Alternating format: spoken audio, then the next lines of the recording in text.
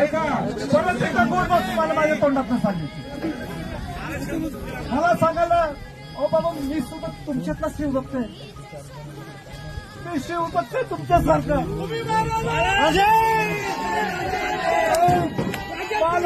मला सुद्धा ज्या शिवाजी महाराजांनी ज्या शिवाजी महाराजांसाठी या विशाळगडनी रक्षण केलं,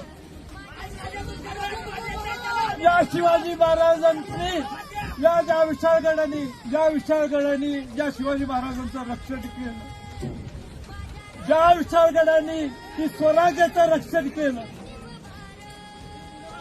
या विशाळगडावर छत्रपती शिवाजी महाराज, राजाराम महाराज,